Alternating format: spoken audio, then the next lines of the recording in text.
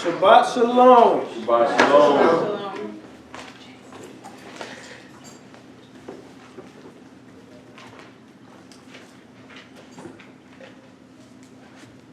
All right, so last week we left off, we were talking about the effects of organized religion. And there was a lady here, she's not here today, but there's a lady here who had mentioned one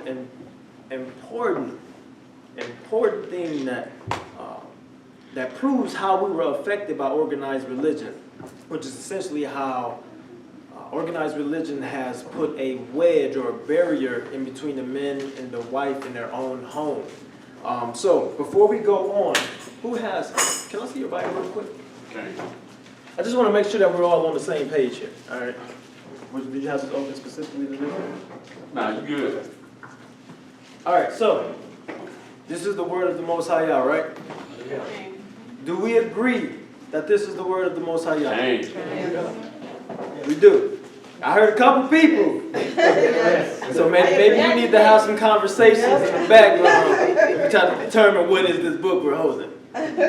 This is the word of the Most High Yah, Cain? Dang. All right. So, do you stand by what's in this book? Every word. I heard somebody say every word. Some of y'all are looking like, what is he about to do? There's questions, This marks here and there. There's some. We agree.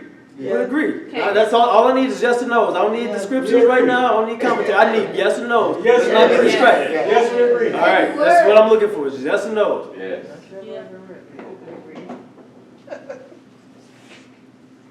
Okay. So everyone has agreed that this is the word and this is what you believe in. So ain't no bag of trail mix, is it?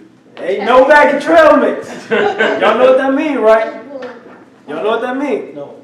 Go ahead and explain to them what a bag of trail mix is. Like with trail mix, you can pick out what you like and what you don't like. Like I don't like raisins, I'm gonna toss raisins out, but I'm gonna eat the peanuts. Yeah, trail mix. This is not trail mix. This is not trail mix. This is not trail mix. So some of the things we talked about last week about the effects of organized religion, we talked about the complacency that had occurred due to organized religion, with people being so dependent on a savior. Not saying that we don't believe in the Messiah, but so dependent on this mentality that they're going to be just removed out of a bad situation, that they sit on their hands and they do not put any effort into liberating themselves. And by liberation, do I mean attacking and going to war? No, that's not what I mean. I mean just by simply providing for yourself, knowing that a judgment is going to come, because we read the same book.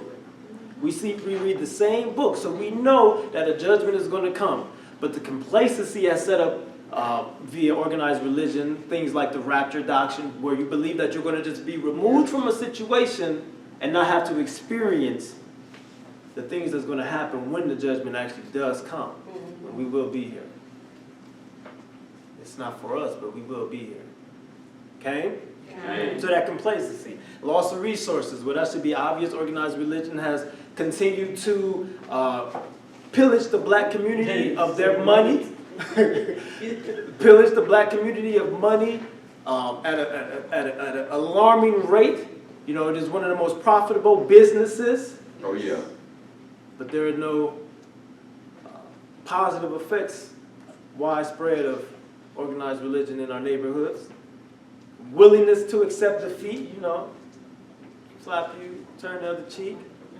So you get beat, and you get beat, and you get beat, and you get kicked down, and you get your chest caved in, and you know, you pray. And you just pray, and you continue to pray. Not only that, you pray for their forgiveness. And you pray for their forgiveness. That's the thing that organized religion has done. So we talked about eliminating the Hebrew culture. One of the things that was discussed was the polygyny aspect. I know that's a very touchy subject for some of y'all, but I don't really care. It's there in the scriptures. Right. So we got to address it. You know, we can't turn a blind eye to it. And we saw via the information I provided from a historical level, not from a doctrinal level, that it was removed due to the Romans' disdain for that aspect of culture. right? So we talked about that. But today we're going to talk about how the man has been usurped in his own home, right? And we're going to, as I told a couple of people, we're going to destroy some sacred cows today. So my disclaimer in all of this is that as we move forward, hear the conclusion of the matter. Most of you who are here have been with me for a while, so you know where my heart is at. You know how I am. I don't believe in abuse. I don't abuse of women. I don't believe in the mistreatment of women. I do not subscribe to oppression of women. I think that all women are valuable. But there have been some things in our community that has been detrimental in terms of submission that has to be addressed. Submission on the woman's part and a certain type of submission from the man.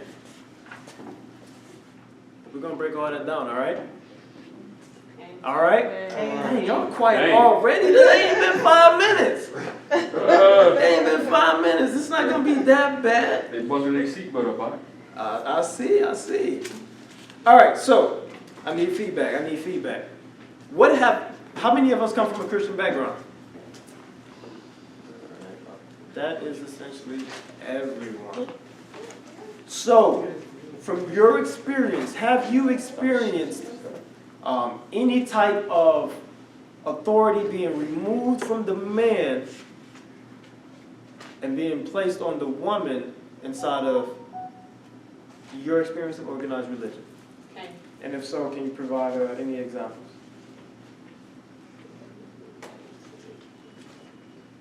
I see I'm gonna be teaching this by myself. Just think. No feedback. Don't want to lie. Just think.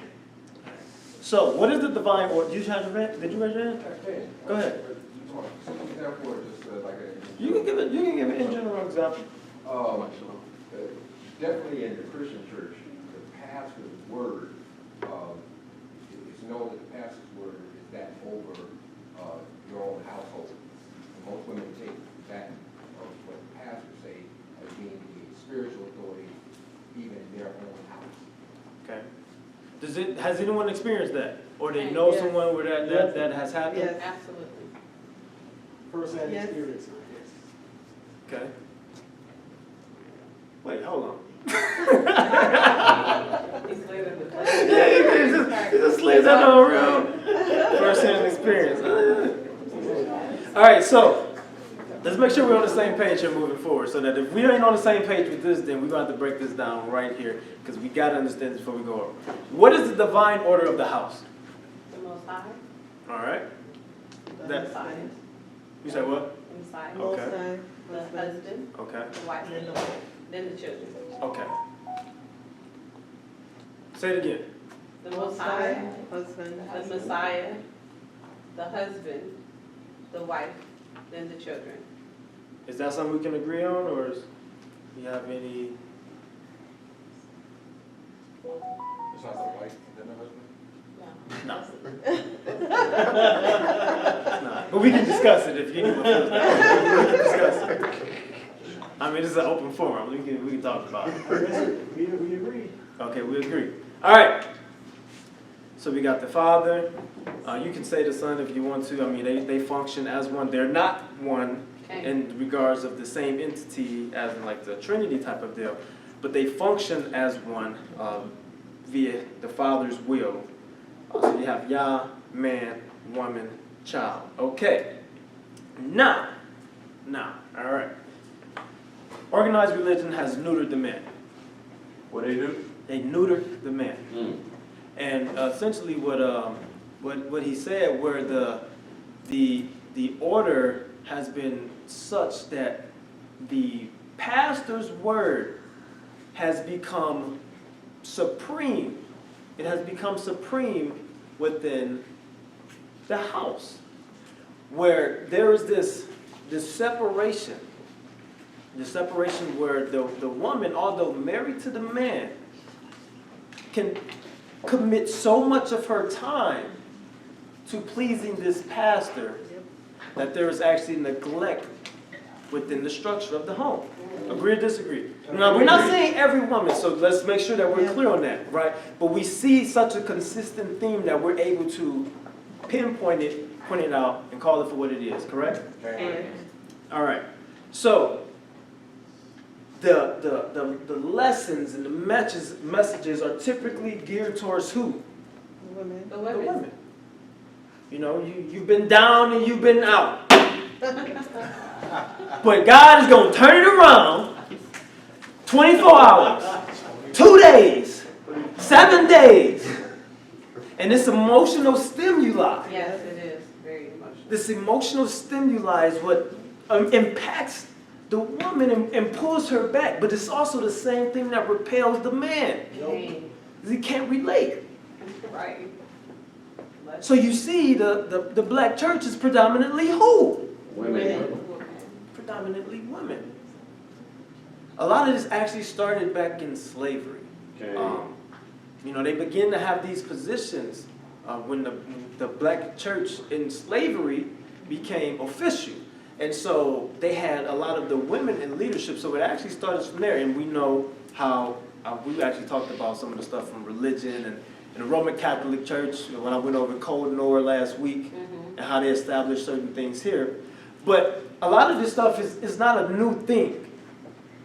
It's not a new thing. It's deeply rooted and entrenched in us, but it systematically has been affecting the way that we operate to this very day.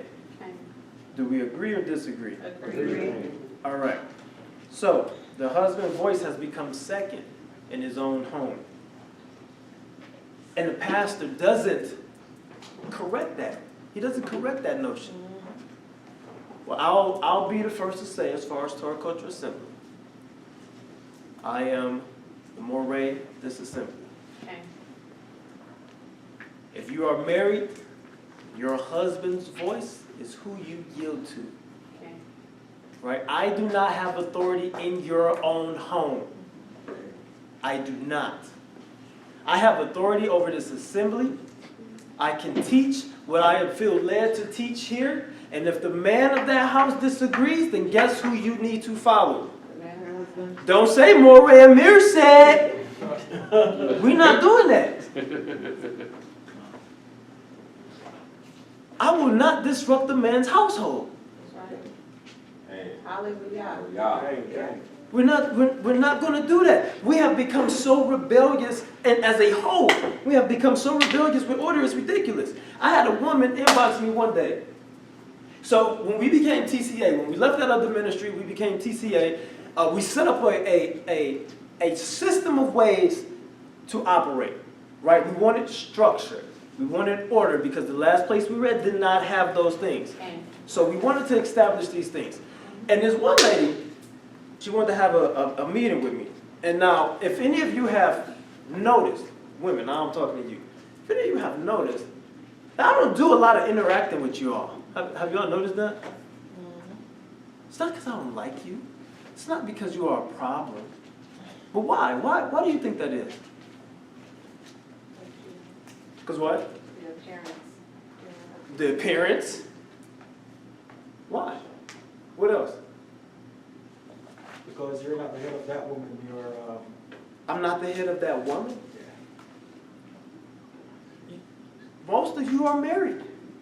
Why do I need to have so much interaction with you for? I'm not meeting privately with women. I don't need any accusations. I don't need any of that.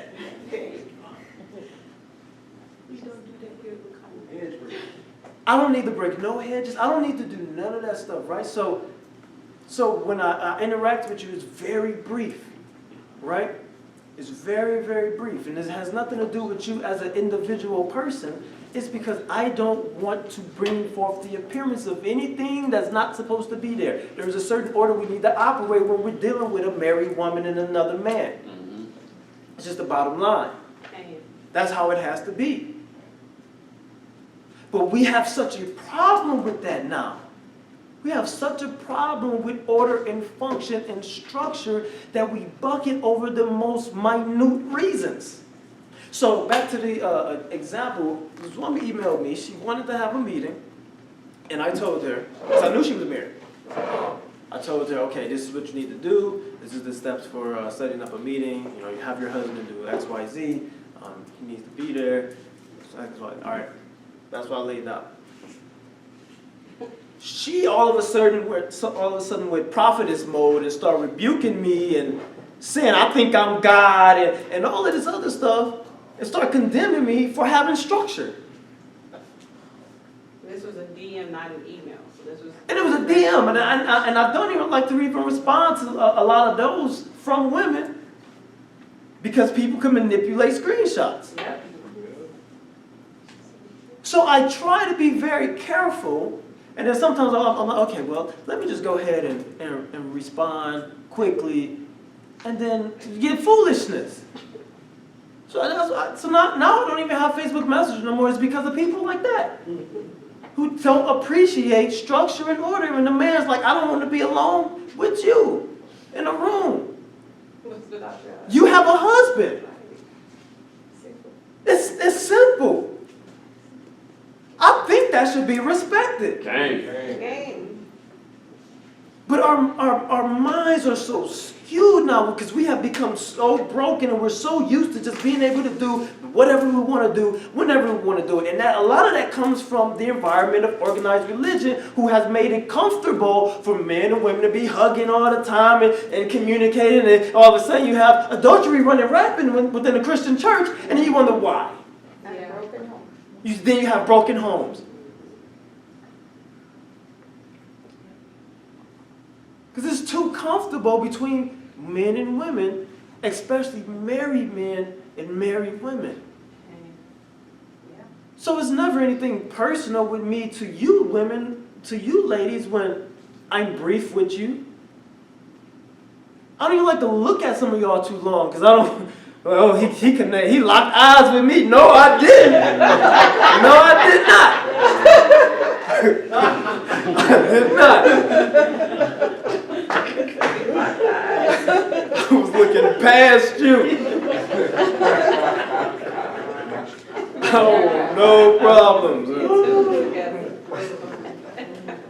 But straight up though, like we gotta understand this. That there needs to be this order. There needs to be this structure. There's nothing wrong with that. We're going to go over a lot of scriptures. I'm just really getting you guys to understand where this is going, right? But we have to be able to understand order. We have to be able to understand structure, not get so easily offended because something is a little different. Okay, so, the church hugs. I think that actually, if you're going to touch another one, I think that's, okay, the little side joint. I think, okay, that's, if you're going to do it, okay, at least do it that way. Okay. But we have to be clear on these things. Now, if the divine order that we all agreed on was Yah, man, husband, wife. Let's turn to Ephesians 5, starting at verse 22.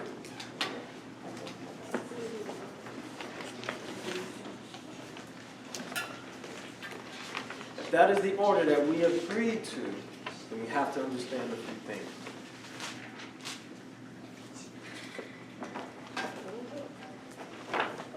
Sorry, 5 and what verse? 5, starting at verse 22.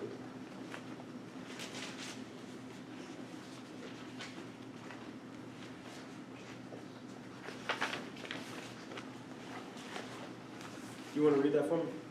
Don't mind at all. Ephesians 5 and 22.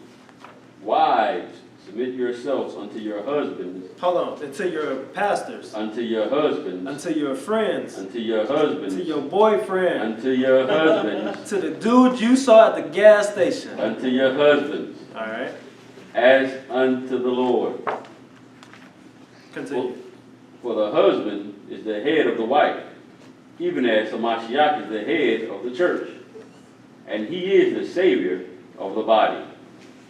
Therefore, as the church is subject unto Hamashiach, so let the wives be to their own husbands in everything. Some things. Everything. A few things. Everything. Things that she agrees with. Everything. The things that she wants. Everything. Okay, let's stop right there.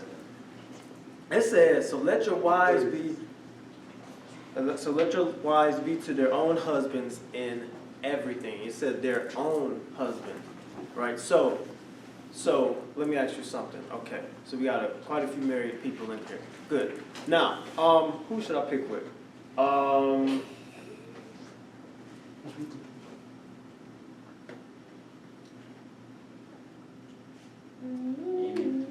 mess with you all. So, let me ask you a question. Are you supposed to submit to him? No, I Why? Why not? He's a man. don't. I know.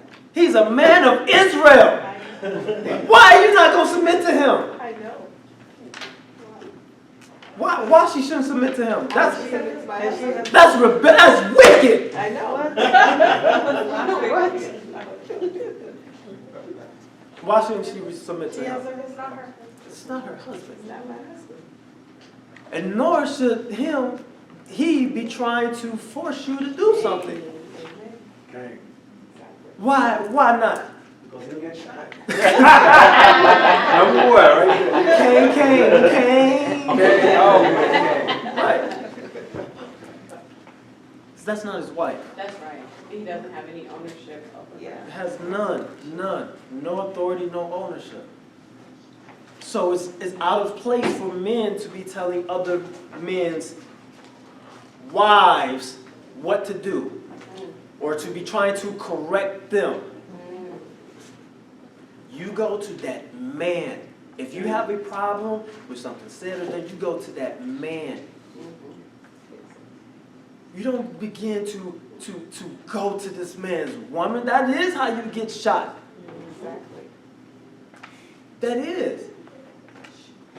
You gotta follow this. Now with that, let's go ahead and it says, wives, submit to your own husbands. So that does not mean Moreh of Mir. Now, when we're here, I am the authority over what's being said and how we operate and function here. But as I said in the beginning, when we leave here, guess what? That man sets up the authority. The doctrine, that man sets the doctrine of his own household. And I have always been the type that said we can fellowship even if we agree on different doctrines, right? So it's not going to be like, say, you can't come to me like, Moreh, you said this, but my husband is doing this. What say you? No, we're not going to do it. But women,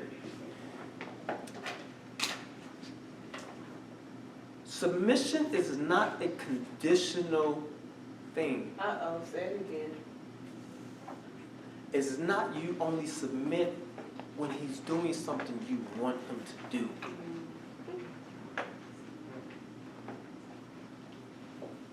What does submission mean? Let's just break the word down in itself. All right, submission, it's a compound word, right? All right, so what two words we have there? Which is a prefix, and you have sub and mission. What does it mean for sub? We're not talking about deli. What is it talking about when we say sub? Under, beneath, below, right? What is mission? Task. What else? What's another word for it? Objective. We say what? Duty. All right, so you have sub, under, mission, task, directive, duty. You are under this person's duties, tasks, directives. The actual definition says, as far as submission, it says the act of accepting or yielding to a superior force or to the will or authority of another person. I'm going to say it again, just in case you didn't hear it. The action or fact of accepting or yielding to a superior force problem is some women don't think of their husband as a superior force. Gotta break it down. I think they're equal. That's a good point. Let's talk about that real quick. Let's talk about it. Let's get some clarity on these things. Real question. Is the husband and wife equal in the marriage? No, not at all.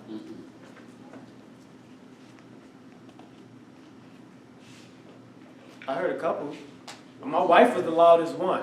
No. I know my. No. They weren't even equal in creation. It is correct. It's a no. They are not equal in the marriage. I know that's what's taught. And everything and all this stuff, you're supposed to be equal and submit on one to another. We're going to discuss that as well. But no, that's actually not the case. How could you be equal if someone has to be under submission to another? It just doesn't actually. Just if you look at definitions, two people can't be in an equal status if one person is supposed to submit. It just does not function. Now, this may be hard for some people to grasp, but it just doesn't work. Just from a linguistic perspective, it doesn't work. Just from the basics of the language. So think about it. If it doesn't work from there, how can it work in an actual function? It can't. It can't. You had your hand raised. Yeah, please, since you're right there on that, if we could hit 21. Oh, no, we're going to. Oh, we're going to hit. We're going to.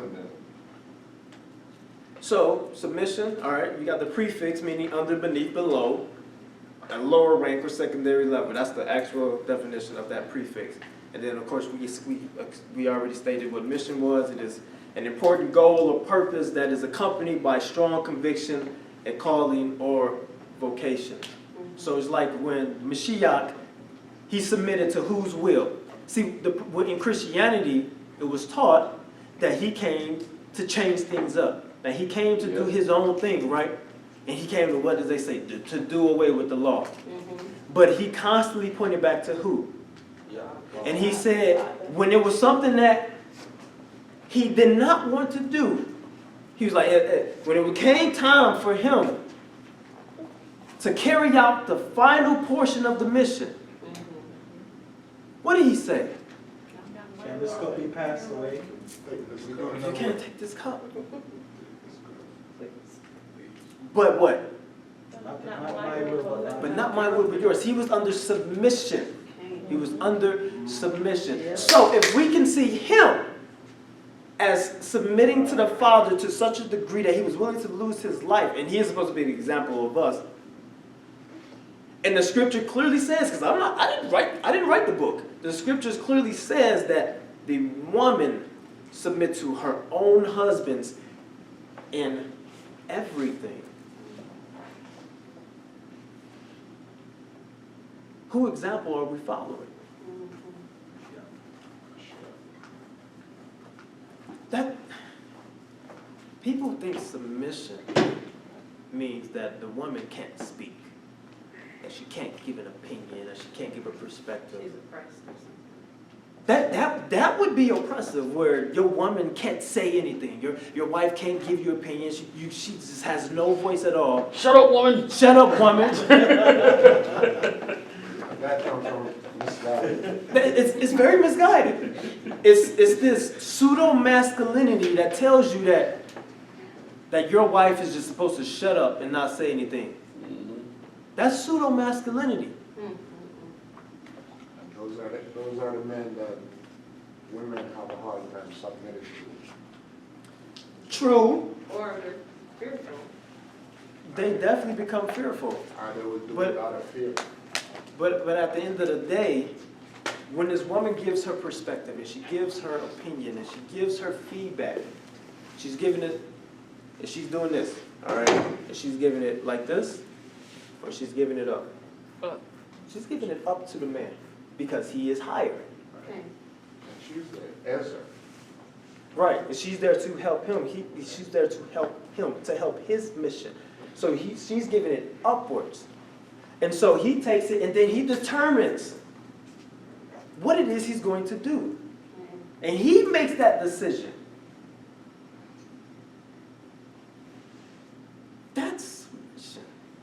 That's one aspect of it. Yeah. That's one aspect. We got to go through a couple things. But that's one aspect of it. And it's not about having your foot on a woman's neck. Once again, that is pseudo-masculinity. You are not a man if you think that your wife can't say anything to you. That is dysfunction. That is dysfunction. A lot of men hinder their own progress of their house because they hinder the woman. You got to fully understand this. We're going to fully walk this out. So, let's continue. It says, verse 25. Ephesians 5, verse 25. Ephesians 5, verse 25. Husbands, love your wives. What is love? Baby, don't hurt me. To provide for her security. Is it a feeling? No. It's not. It's a function. It's a function. It's not an affection. It's not an affection. It's a function. Because you can choose whether or not you're going to love her or not. Yeah. See, once again, Hebrews are not this abstract group of people. That's a Greek mind that's going to associate that. You know that you are loved by what someone does. Correct. Just like in the scriptures it says, if you love him, you're going to do what? Keep his commandments. You're going to keep the commandments. So there's something that you have to do to prove this love. So if a man is to love a woman, it is not about how he feels. This is something that he's required to do. Let's be clear about what this means. So when he says, husband, love your wives, it's not this butterflies that he's supposed to feel. But she is you. You're supposed to be one. So as it go on, let's keep reading.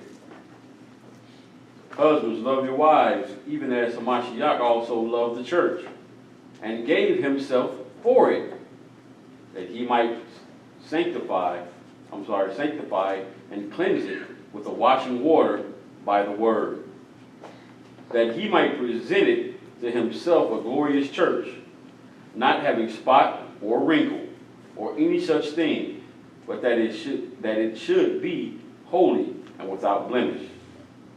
So ought men to love their wives as their own bodies. He that loveth his wife loveth himself. For no man ever yet hated his own flesh, but nourisheth and cherisheth it. So if you are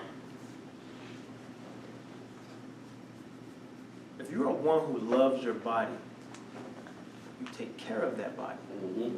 So it's something that you do. You know, you've seen somebody who's really fit, right? They're really fit. You tell, okay, they work out a lot. They put certain things in their body. It's because some people do it strictly for aesthetics, but there's this health conscious things that's starting to spread now. People are doing it because they want to, what? Live longer, be healthier. So you take care of the vessel. You take care of the vessel. Likewise, if you are married and you have your wife, you love her by taking care of her. But never get it twisted. It's not this emotional stuff. It is not. That's not the Hebraic way. That's not a Hebraic mindset. It's not abstract. It's very concrete. It's very concrete in all things Hebrew. It says, I'm going to jump down to verse 33. It says, nevertheless, let each one of you in particular so love his own wife as himself. And then it says, and let the wife see that she, what? Reverence. What is reverence? Respect. Honor. It's respect, it's honor, but it's not just, I say I respect him. It is this, the way you speak to him. Yeah. When you give your opinion on something, and he doesn't agree. So he renders the decision of the household, well, we're going to go this way versus this way. What is your response? Your response will show you if you reverence your husband or not. The way you even present your opinion will show if you reverence your husband or not. It's going to show that.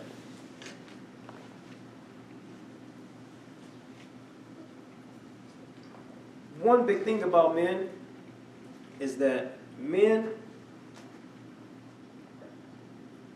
need to feel respected. You can call it ego if you want to, I don't care. But men need to feel respected. Okay. By their wives. By their wives, specifically. Mhm. You want to be respected by everyone, you know? So a woman can make a man not be respected in public by the way that she treats him. Okay. So that right there in and of itself poses problems. So if a man and a woman is having a disagreement on something, all right, so let's take it back to the organized religion perspective. Men and women having a disagreement on something. The woman goes to the pastor. What have you just shown? A disrespect for your husband. You have showed a lack of reverence for your husband because you have just went to another man as if to tell on him Like he gonna get so that he can get in trouble by that man. You have shown that you do not respect your husband.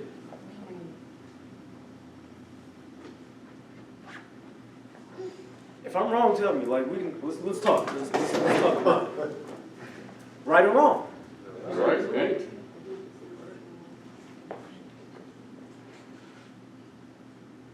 You ran to someone else to protect you or to feel like you need to be saved by this authority figure. This is why here we're not going to play a game in making me something in your households. You gonna have a whole lot of women in here? You say what? So you gonna have a whole lot of women in here? You say I will? Yeah. Yeah, if that's what you're trying to do. All the men gonna leave. Okay. And that's what happens. That is what happens. Once again, going back to it, that's why the church, organized religion, is predominantly women. I mean, you're not going to put up with that. What is it? It's going to stay at home. Like, whatever. And that wedge in their relationship is there. And then the men, a lot of men, from what I know, will have a disdain for the church. You know, that quote unquote system, because of that, it's naturally uncomfortable to have someone neuter you. Okay, absolutely. What I have noticed, and this is from first hand, because I'm speaking about myself now. Uh-huh. Back when I was sitting in the church, is because I didn't want the responsibility of a man. To speak honestly, I didn't want it. And once I started learning about responsibility, I disdained the church. I couldn't stand being in there. It's like I was being tormented. Wow. That's heavy. Yeah. Honestly speaking. I appreciate that. A lot of men appreciate do not, that. and if you look at it now, a lot of men does not want to bear that burden off a man. A lot of men, don't want to bear the burden that a husband or that a man is supposed to be bearing. So they try to look for that equality, or they try to look for other things to shrug off that responsibility. So yeah. Okay. I would definitely agree. And what happens is though, when you come from that system of thought, and then you come into this walk, to understanding who you are, the real function and purpose, and then you try to now get back. See, what I've realized is that a lot of women love the speech that says men need to take their proper place. Oh. But don't want to relinquish the power that comes with them being in their proper place. Uh-oh. Okay. See, Hold on. I remember one time when we were at the last assembly, and I was trying. It was early on too. I was trying to get the men to step up and read and stuff like that, and no one wanted to do anything. And so I started talking about how we need to take our place and we need to do this and this because I wanted the men to be leading the assembly. And what I saw, I saw women standing and clap. Yeah! Somebody started recording it. And when I thought back on it, and now knowing the outcome of everything that has happened, a lot of those same type of women who were clamoring for that were the first ones who ran when we put order and structure in place.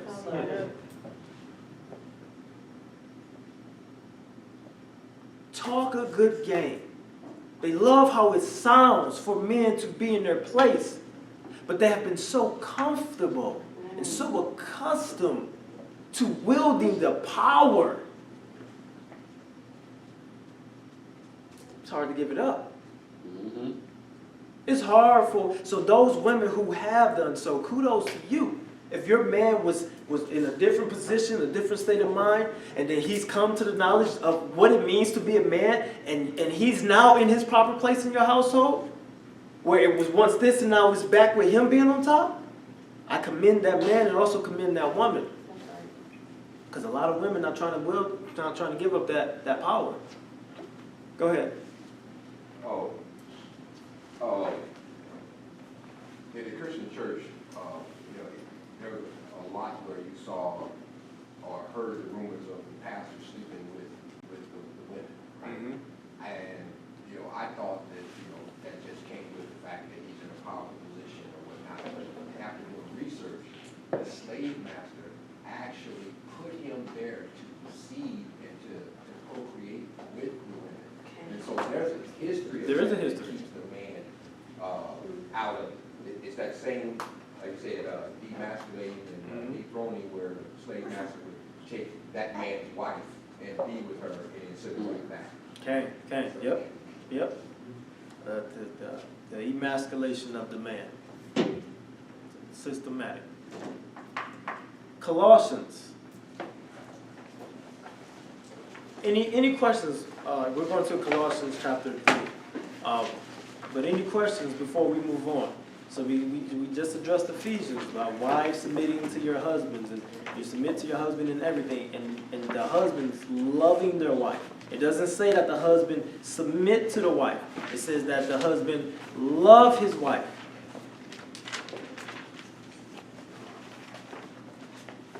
It's like I say, we can always agree on this divine order. It's just actually time to execute it. That's where we run into the issues. Maurice, could you touch on the 21? It's coming later. Oh, okay. It's coming later. Okay. Can I have you read verses 18 and 19? What chapter? Colossians chapter 3. Starting out, he was going to read verses 18 and 19. All right, this book of Colossians chapter 3, starting at verse 18. Wives, submit yourselves unto your husbands, as it is fit in the Lord. Husbands, love your wives, and be not bitter against them. All right, so I'm constantly telling us that when we're going through the scriptures to look for what? Patterns. So Ephesians 5 said, wives, do what to your own husbands? Amen. Colossians 3:18 says, wives, do what to your own husbands? Amen. It's a pattern. It says right after that, 19, husbands, do what? Love your wives. Love your wives. And not be bitter. And not be bitter towards them. But what would cause that bitterness though? A lack of submission. That's one thing. But one of the easiest ways One of the easiest ways to cause bitterness is to feel like your voice doesn't matter. To feel like you are powerless. As a man, feel like you're powerless. That's one of the easiest ways to become bitter in your relationship. You say what? That goes both ways. You had your hand raised? Especially when they take the complaint to the pastor. Instead of the pastor saying, okay, let's talk with their husband together, the pastor would take side with the wife. That's usually what happens. That's usually what happens. And so that creates an atmosphere of bitterness. Yes. Because that's typically what happens, is that when the wife goes to the man, to the pastor, that he takes the side of the wife. Absolutely. So she has been rescued. Right. She has been rescued from her husband by another man. I'm thinking in Still out of plantation. Okay. I'm thinking, you know, in Ephesians, well, in Ephesus and in Colossians, you had that Roman influence begin to seep into Israel, where it is equal footing between a man and a woman. Mm-hmm. And so now we have that influence being seen by our women, and it bled over. So I think that's why Paul he's hitting this topic in both situations. This stuff has an origin. A lot of this stuff do go back to Rome. Yeah. And we're gonna address what you have said, but she had her hand raised first. The next thing let's do is Christianity blend with femininity. The feminist movement. That is also attacks. So let's address what you said. You said that goes both ways. So go ahead and explain your position. I was just saying that if you feel like you're not heard as a wife or as a husband, that can make you bitter, that can make you unhappy. Okay, that's true. We're addressing what the scripture actually says about the husband to love his wife and not be bitter towards them. But yes, that is true. Which is why we've already attempted to correct the mindset of it's not masculine. You're not a man just because you walk around beating your chest and your wife can't say anything. Right. Your wife can't give her opinion. She can't give how she feels about something. That's not a man. And you also said earlier that a lot of men hinder their household. A lot by of not them. listening to their wives. By not So listening. we've covered that part already. Right. I'm going to highlight my wife. I would not have half of what I have if I shackled my wife. Say again. I wouldn't have half of what I have if I put shackles on my wife. So men come into this walk, and we say we the people and all this stuff, but you look at us and we're suffering worse as Hebrews than Christians. Okay. One of the reasons why is because we come into the walk, and now we put all these restrictions on our women. You can't do this. You can't do this. I don't want you working like this. I don't want you doing this. And so now you living in poverty when, at least as a Christian, who when you were breaking the commandments, you had more. So you come here, you start keeping the commandments, and then your house gets smaller and smaller, and there's more tension and more frustration because we don't understand what masculinity actually is, and you think that is to dominate your wife in such a degree that she is just a rug that you walk over, that you could just beat and abuse and mistreat and oppress. And you hinder your own house. Can I just say, back to the sister's comment, as far as it going both ways, I thought it was something, if you don't mind, very interesting about what you said. You added unhappy in there. And I would just add to the fact that, this scripture particularly specifically is speaking about the husband loving the wife and not being bitter. We look at a lot of root definitions of bitterness. We talk about resentful, anger, hurtful, due to unjust or unfair treatment. And one of the things that I see or have seen very often, unfortunately, is the woman misunderstanding unjust treatment, i.e. associating that with a reason to be unhappy because it's a tempered emotion. When we look at what the scriptures are talking about is an action. The husband has to love the wife. These are very specific actions. These are not feelings. And, I think that, especially coming from the Christian church, a lot of times that we just have to be so careful not to associate the man's responsibility of love, and then we say, not to be bitter with a woman feeling like a certain way. We're talking about action versus emotion. And as Marie said, the scriptures dealing with the Hebrew people are very concrete. They're not abstract. It's not how I feel today. Well, he may be unhappy or sad at this moment. And again, taking to what does bitter mean? What is that talking about? And a lot of times men become bitter because they are not treated the way that they're supposed to. They're not submitted to. The wife is murmuring, even if she says okay. She's making it clear, I don't want to do this. Well, then what do you think that's going to do to him? It still makes him feel like he doesn't have a voice. So I'm just, just to add that when as women, we sometimes want to, and don't say you're doing this, I'm saying, when we sometimes want to superimpose, it goes back to, I'm going to submit if Correct. he does this. I'll listen, but will he listen? He doesn't have to listen to you. So let's be clear about that. It's not his role to submit to you as an authority. If your husband wants to hear you, because as you said, you should listen to your wife if he wants to. Because if she doesn't have anything wise to say, he shouldn't listen to her. Because then she may have a negative influence on him. So this goes back to, if you desire marriage, you have to desire that part too. It can't be that I desire it if it's within my will and if he acts the way I want him to, and if not, I'm going to say I'm unhappy because he's not doing the things that I want, versus what are the scriptures relating to when a man is bitter, if he's not loving his wife. These are actions that typically happen because of the way the woman acted.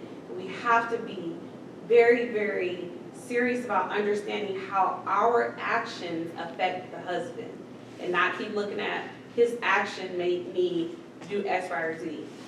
You have a lot more power as a woman than you really believe if you think that, it's all in him. No, right. To add, thank you for that. And it sounds different. See, the thing about a lesson like this is that when I say something, it sounds a little different than when a woman says it. It sounds different because, it's a man saying that, well, you gotta submit. Even though I ain't telling you to submit to me, but I'm a man saying, well, you gotta submit. But it comes out differently when a woman says it. This is the importance of having wise sisters that you are connected with as well, because they can edify you, and things are going to be received differently coming from them than it does when it comes from the man. Now, she was 100% when she said that, and I basically said it earlier. Your submission is not conditional. It is not, if he does this, then I'll submit. I see this too much. I see it too much. There's too many, but it's too many buts. I see too many butts around here. I'll tell you that right now. Way too many butts. It is when you married that man. Break it down. And I'm not sure what background you came from. A lot of us, unfortunately, we didn't come straight from our father's house to the man's house, to the husband's house. A lot of us didn't come from there. But when you did go from whatever route you came from in the past, and you went to that husband, you have now surrendered your ability to act as an individual. Okay. You've surrendered that. And now this person, this man who you have supposed to have surrendered that to, is the one who is responsible for you and all honestly, your relationship with the Father. Okay. What do I mean by that? If it is Yah, right? So let's look at it from this perspective. You got Yah, the Son, and then you got who? The husband. So who is the intermediary there? The husband. No. Hamashiach. The Son is the intermediary there. So you got to go through him, Hamashiach, to get to who? All right. Okay, so y'all see that. Okay. Now, when you look at Israel, you had the people, you had the priest, and then you had who? You had the Most High. So the people had to go through who to get to who? So if you have the father, and then you have the man, and then you have who? The wife. The wife has to go through The husband. to get to who? The Most High. We can't. So what's going on? There's always an intermediary. So the structure has been confused by Christianity. It's been confused by a lot of things. It's been confused by society. It's been confused by organized religion. It's been confused by a lot of things, a lot of concepts and ideas. It's been confused by TV. The stuff you watch conditions you. This is why I hate these ratchet TV shows that show off with the men being belittled and degraded by the women. Don't get me wrong. I'm speaking specifically of order. I hate the degradation that hip hop has done towards women. Yeah. I hate that. But I'm speaking specifically about order right now. Not just degradation in general, which I have a disdain for as well. So I hate when I see something like Blackish, which the man, even though he's a smart man, if y'all familiar with this show, I watched it a few times. He's a doctor, right? No, She's the doctor. What is he? He's an advertising agent. Okay, Marketing. so he's a smart man. But you clearly see who's the head in that house. Yeah. And then our people watch this. Men and women, check it. It's not just the women see that and say, oh, well, I can have this status in this position over this man. The men see it and think that it becomes conditioned in their mind that that's okay. So the cycle doesn't end because we're constantly being manipulated by the things that we allow our eyes to look at. The cycle doesn't end. But at the end of the day, if the people got to go through the priest to get to Yah, if you have to go through Mashiach to get to Yah, and if the wife have to go through the man to get to Yah, there is no circumventing the husband and think you're going to have this direct relationship with the Father if you're married. We can't say that the people go through the priest to get to Yah and be like, okay, we agree. Someone has to go through, the believer has to go through the Son to get to the Father. Okay, we agree. But then say the woman has to go through the man to get to the Father, and he was like, no. But that's where the whole concept of being equal comes in. Yeah, that's true. But if you look at every example we're going to talk about, you clearly can't establish an equal footing between the two. This doesn't decrease a woman's value. Okay. Don't misunderstand this with a woman is less valuable.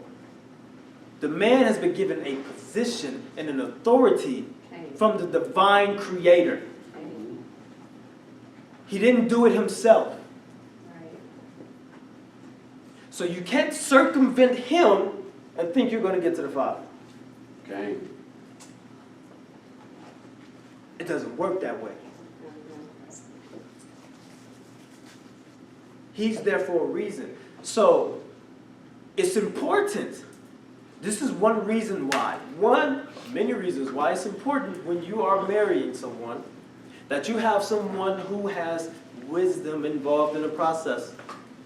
Because you are yielding your life over to this individual.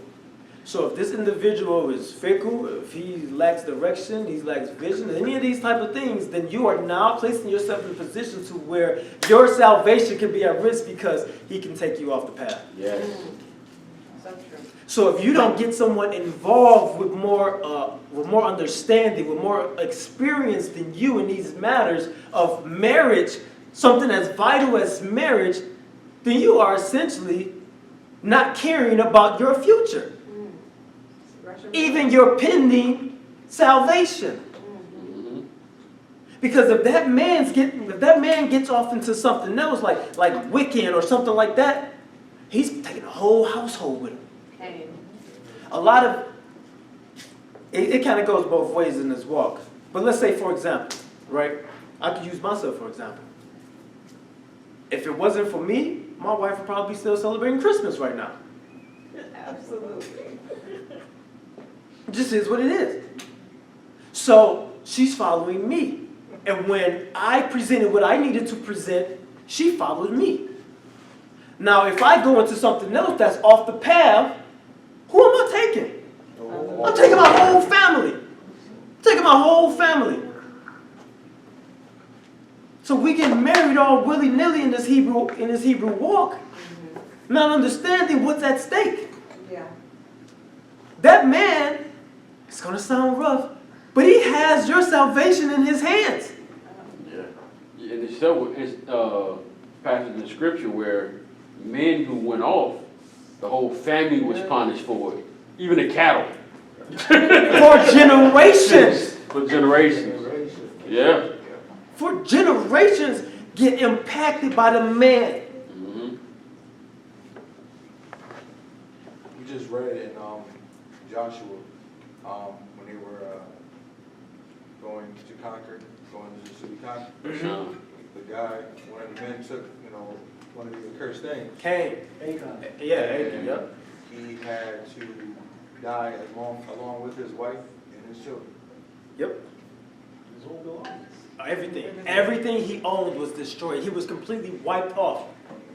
He was completely wiped off. Generationally, he doesn't even exist anymore.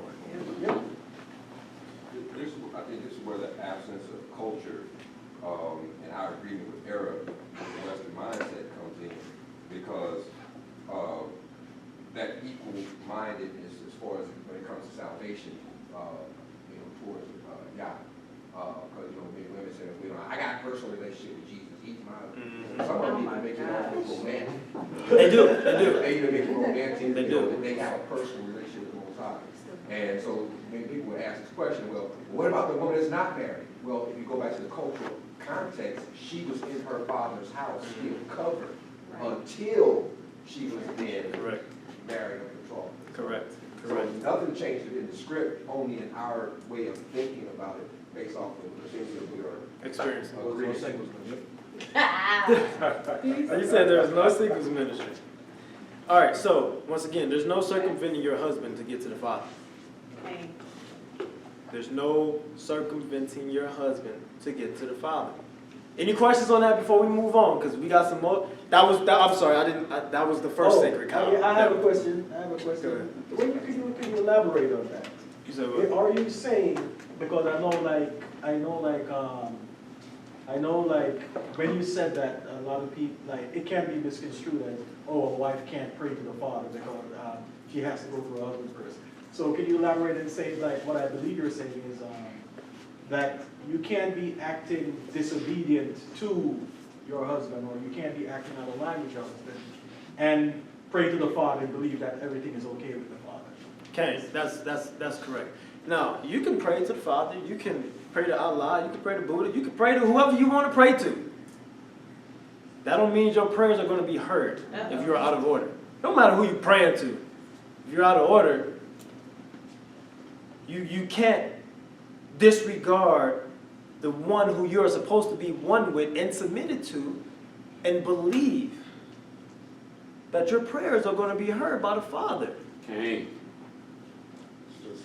You know, this is okay. So I'm gonna go off the path for just a second. This actually comes up later, but I think it's a perfect time to address it now. And this is not even a man and a woman. This just shows you the importance of fulfilling your role that you have. All right, so we look at Genesis 16. Y'all don't have to go there. Y'all can if y'all want to. But Genesis 16, verses 8 through 10. I think it's 8 through 10. So, we come to this story. Hagar has been given to Abraham. She conceives. Right? She conceives. Now, Sarah is jealous. She made the decision to do this. Let's keep this in mind. Let's keep it in context. She made the decision to do this. She acted in her own will, even though it maybe have been well intentioned. So let's be clear. It was her own will, but it was well intentioned because she was thinking about expanding her husband's house. But she tried to force the words of the Most High to come to pass. She tried to force that to happen, so she did it her way, and then she gets pregnant. Now she's upset. She's seeing this. She gets upset, so she sends Hagar away. It says, I'm sorry, she didn't send Hagar away. Hagar ran away. Right. She just left. Now Hagar is who to Sarah? Her handmaid. She's her handmaid. So she is her servant, right? So we're clear. So Sarah is above her, right? Okay. We understand that? Yep. Okay. So the servant who was submitted to Sarah left on her own will. And then this is what happens. He says in Genesis 16, starting at, I think it's verse 8, yeah. He said, Hagar, servant of Sarai. This is the angel of Yah speaking. Angel of the Lord speaking. Hagar, servant of Sarai. Where have you come from and where are you going? This is the same thing that happened in Genesis when they sinned by eating the fruit. And then the father steps in and says, Adam, where are you? It's not that he don't know where they are. Right. He's bringing you to look at the condition that your disobedience has brought you to. That your rebellion has brought you to. He wants to highlight your condition by putting your eyes onto what's right there in front of you. Your rebellion, your disobedience has got you to this point. So she leaves and she says, and the angel says, or the messenger says, where have you come from and where are you going? She said, I am fleeing from my mistress Sarai. And the angel of the Lord said to her, return to your mistress and do what? Humble yourself. Under her. Depending on your translation, most of them say, submit to her. Before he says anything else, before he gives any words of reconciliation or any encouraging words, he tells her to go back and do what? Submit. He tells her to go back and submit. Because this is your duty. Just because you don't like it, don't mean you just take off. This is however they came into that position, whether it was an agreement, whether she was poor and had to sell herself into slavery, whatever the case may be, she was now underneath the jurisdiction of another. So you leaving is rebellion. So just like Adam not listening to the words of the Father and eating that fruit is rebellion. And so he spoke that, where are you, to highlight his rebellion. And the angel of the Lord is doing the same thing here. So her leaving is rebellion. Okay. And before he says anything else, he tells her to submit to her mistress. So it doesn't matter, oh, just that's because it's a man or a woman. No, this is a woman to a woman, but it still is that position, that status that one has above another. Are we clear on that? Okay. So then he goes on to give her the encouraging words about multiplying your offspring and stuff like that. But the first thing he told her, hey, you need to go submit. Get in order. Get in order. You gotta be in proper order. You gotta be in proper order. Back to the circumventing perspective. Let's look at Numbers 30. If we can't see that you can't circumvent your husband after reading this, then it's probably because you don't want to see it. Mm.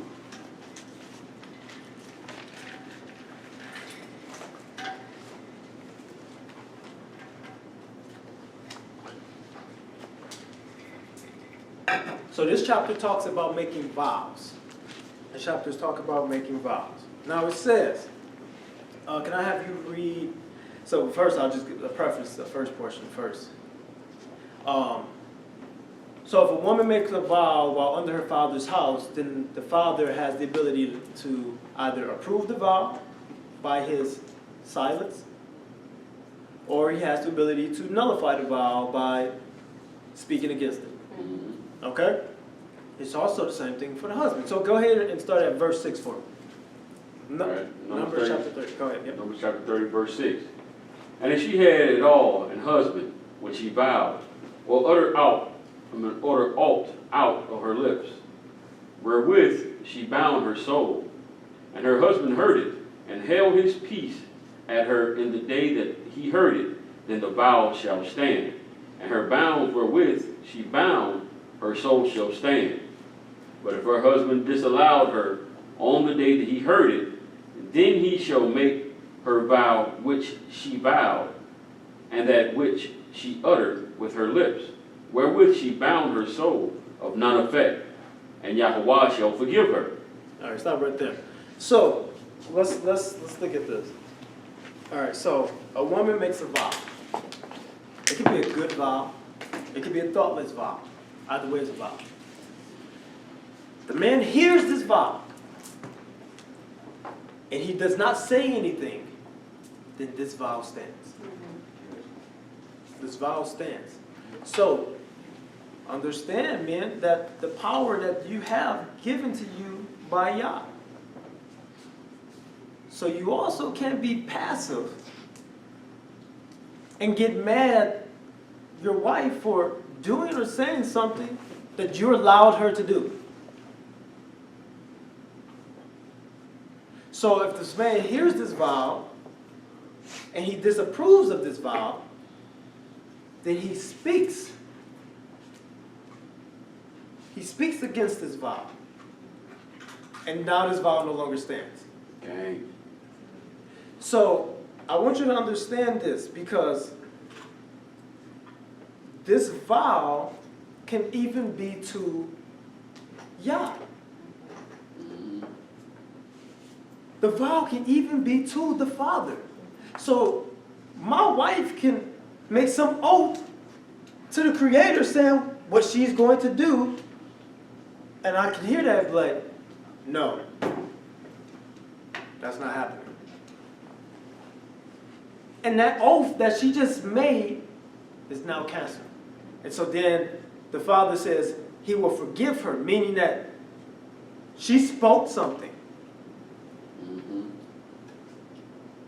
without her husband knowing or without his approval. Okay. She spoke it without his approval, so now she needs to be forgiven. I ain't making this up. It's there in the book. Right there. The men have the authority, of whether it's a father to his daughter or a husband to his wife, he has the ability to approve a vow by not saying anything, or to disapprove a vow by speaking up. I held up the book at the beginning to ask y'all, do we agree that this is the word of Yah? And is this something that we all follow? I didn't write it. But that's what's there. So if a person is, and it goes on, if a person is a widow or divorced, then no one's there to approve or disapprove. She's pretty much on her own because she's now, unfortunately, uncovered. Either by widowhood or divorce. Verse 12 says, but if her husband makes them null and void on the day that he hears them, then whatever proceeds out of her lips concerning her vows or concerning her pledge of herself shall not stand. Her husband has made them void, and Yah will forgive her. Any vow and any binding oath to afflict herself, her husband may establish, or her husband may make void. That is the divine power that we don't fully operate in or understand. Now, the concept of submitting one to another, Ephesians 5:21, y'all don't have to go there because we're about to go to another spot. Submitting yourselves to one another. If you look at Ephesians 5:21 when it mentions that concept, that's been taught as, men and women or husband and wife submit to each other, and we already established you can't do that because you can't submit to someone you're equal to. So someone has to be here, like you and your boss. Your boss is higher than you, and he tells you to do something, and you do it if your boss tells you to do it. Mm-hmm. Ain't got no problem submitting to him. Ain't got no problem submitting. No problem. Mm-hmm. We have no problem in that area, in that capacity. But when it comes to the husband and the wife relationship, that dynamic is the one that's often in question. But when it talks about submitting one to another, if you go to the very first very first verse in Ephesians 5, which is verse 1, it starts off saying, therefore. What does that mean? There was something before that. There's a thought beforehand that is continuing. So you go to chapter 4 and it's discussing the treatment amongst believers. The way they should operate. Right? And then it goes on, you get to 5:1, then it talks about therefore such and such, and it goes on and continues the thought with just believers in general. Which is why it specifically states once you get to 5:22 that the wife submit to her husband. Because now it's specific. The other one is men submitting to men, women submitting to women as believers. Because we know it's not married women submitting to other men just because they're believers. Because the text says you submit to your own husband. We can't play with the text. So you get to that point and it states that clearly. The wife submit to her own husband.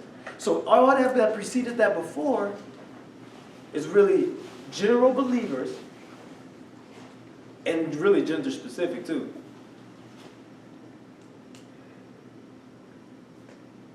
Because men are submitting to the women of another household. And vice versa. So it's really general believer, but gender specific as well. Like women can be great leaders. I believe my wife is an excellent leader of women. She's not a leader of men. She's not. And she won't try to fight that.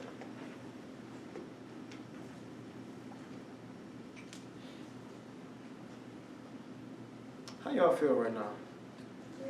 Good. Y'all sure? We got another sacred horse a sacred cow that we about to destroy. All right, so here we go. All right, so everyone turn to Judges chapter 4. Sacred cow number 2. Oh, I never told y'all what a sacred cow is. I know y'all probably hear me saying that. Sacred cow is an idea, custom, or institution held, especially unreasonably, to be above criticism. So a sacred cow is basically some concept, idea, or it could be a place that people will not allow you to criticize. For whatever reason, it is held that you cannot talk about this. But we're about to talk about this. He said Judges what? Judges chapter 4.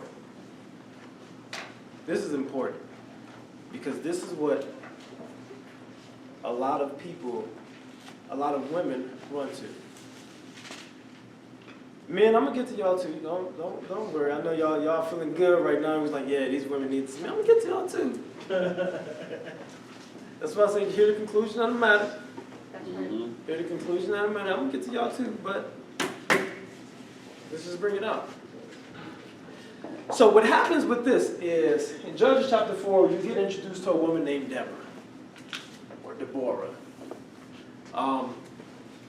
So what happens in our society in this day, where you have a lot of women who are either uncovered, or you have a lot of women who are improperly covered, meaning that uncovered means that they're not married, okay?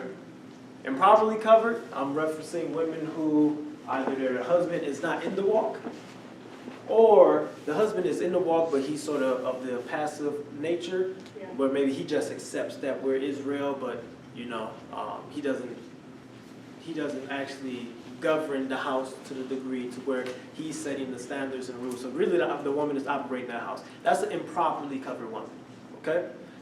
So what tends to happen with these things is that the mindsets of these specific type of individuals, and when I say improperly covered, I want to make sure I qualify this statement.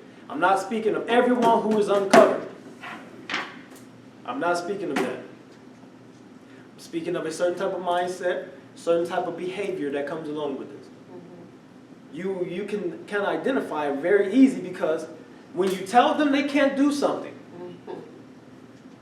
then they respond in such a manner and usually invoke the name of Deborah.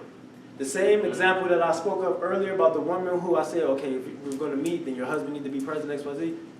When I said she turned to the prophetess and started rebuking me and all this, she said, remember, Deborah was a prophet. I can do XYZ. So it was because of this sacred cow that she felt that I can do whatever, because Deborah ruled over men. Deborah was a judge. So let's address it. Let's address it. Because it is a catalyst for rebellion. Okay? Okay. All right. So, can I have you read verses 1 through 4? All right. Judges chapter 4, 1 through 4. And the children of Israel again did evil in the sight of Yahweh when Ahud was dead. And Yahweh sold them into the hand of Jabin, king of Canaan, that reigned in Hazor. The captain of whose host was Sisera, which dwelt in Horasheth of the Gentiles. And the children of Israel cried unto Yahweh, for he had 900 chariots of iron. 20 years he mightily oppressed the children of Israel. And Deborah, the prophetess, the wife of Lapidoth, she judged Israel at that time. Okay, so Deborah, this is what we know about Deborah, or Deborah. When I say Deborah, that's the Hebrew pronunciation of her name. So Deborah was a prophetess. Deborah was a prophetess. Okay. So one thing that people don't understand about a prophetess is that,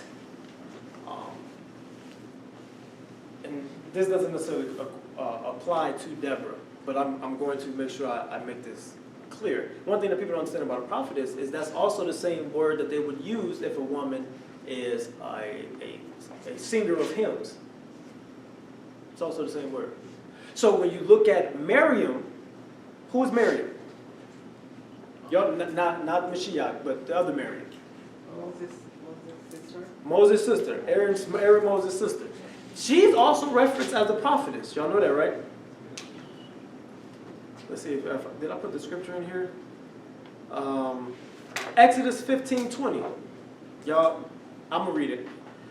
Then Miriam, the prophetess, the sister of Aaron, took a tambourine in her hand, and all the women went out after her with tambourines and dancing. And Miriam sang to them, sing to Yahweh, for he has triumphed gloriously. And the horse and his rider he has thrown into the sea. So this is after the whole Red Sea expedition, and close it up, and now the Egyptians are no more, and then they go and celebrate. And then Miriam, the prophetess or the psalmist, begins to sing. So while that doesn't necessarily apply to Deborah, I do want to make that known for just general understanding that just because you see a prophetess, you might want to find out more about this individual. There may be something else that is referencing and not actually that she's speaking the words of the Father. Now, Deborah in this case was speaking something to, what's his name, Barak, that the Father stated.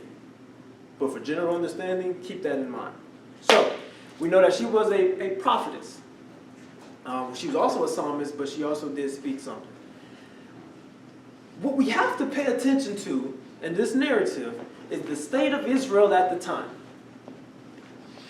Because it says she judged at that time. Now, that means the men were coming to her. They were coming to her, and she was rendering some type of decisions towards whatever these issues were. All right? But something's not right about that, right? Why is there something off about that? Explain to me. Talk to me. I've been talking to you. My mouth getting dry. Talk to me. What's according to the culture? What's the problem with that? Breaks the pattern. It breaks the pattern. What pattern? The pattern of the structure, the order. The priesthood was established at that time. So the patriarchal. I heard a couple of right answers. You got the patriarchal order, which is essentially what you're referring to, like that's that pattern. There was a priesthood established at that time as well.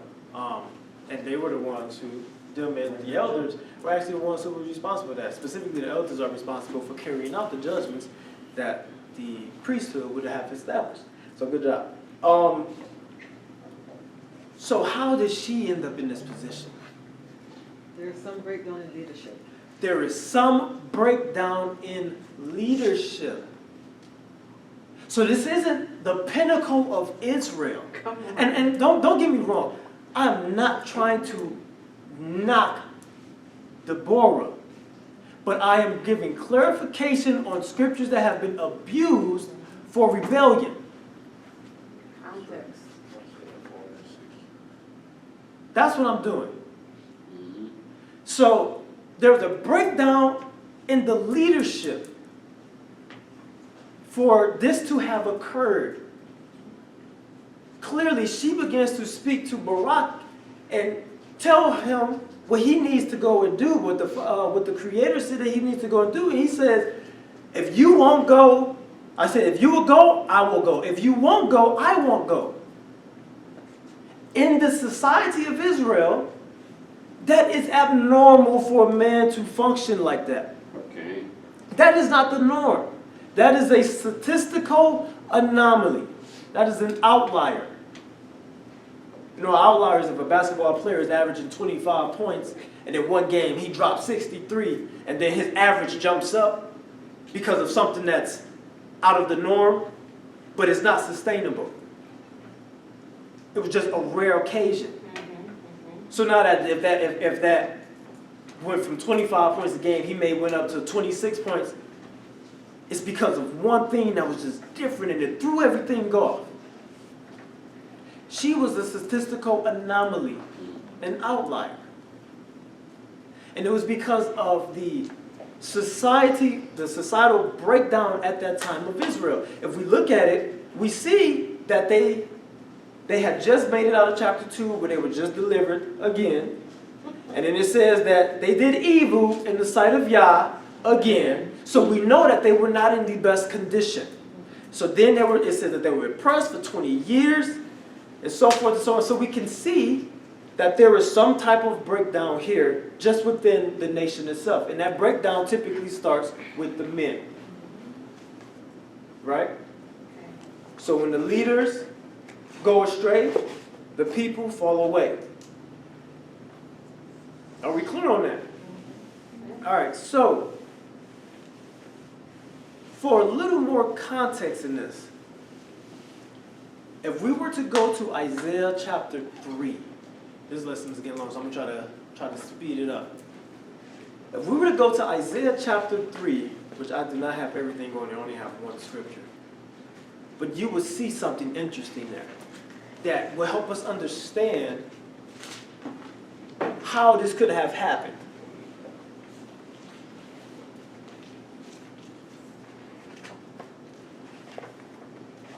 Can I have someone read? Can I have you read verses 1 through 12? All right, the book of Isaiah, chapter 3, starting at verse 1. For behold, Adonai, Yahweh of hosts, does take away from Jerusalem and from Judah stay and staff, the whole stay of bread and the whole stay of water, the mighty man and the man of war, the judge and the prophet, and the prudent and the ancient, the captain of 50, and an honorable man, and the counselor, and the cunning artificer, and the eloquent orator. All right, stop right there. So we're seeing that he says he's going to take away these things. So what do you have now? Leaderless. They're leaderless. They have a problem with leadership now. So what happens to a society that has a problem with leadership? Continue. And I will give the children to be their princes, and babes shall rule over them.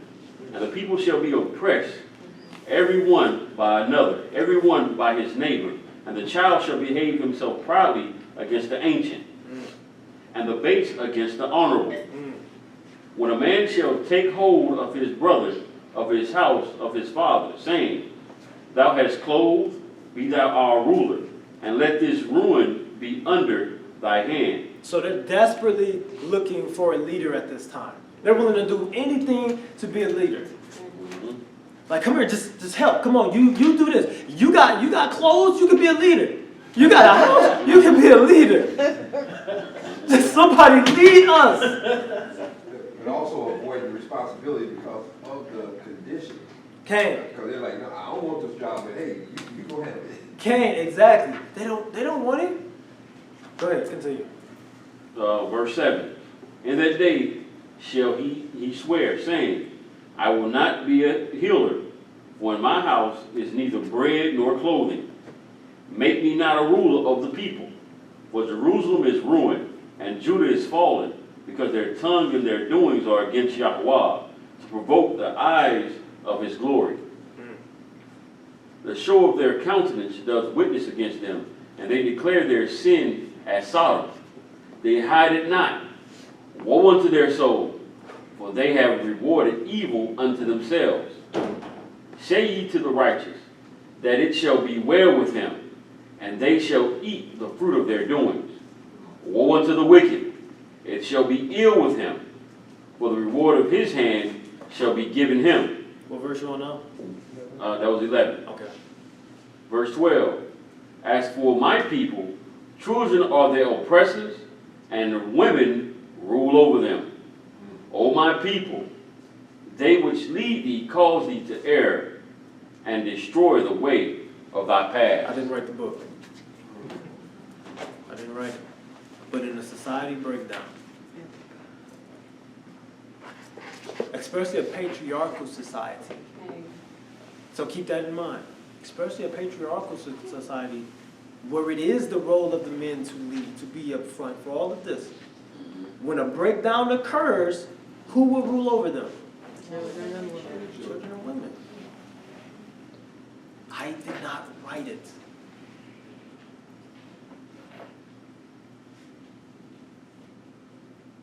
This is an effect.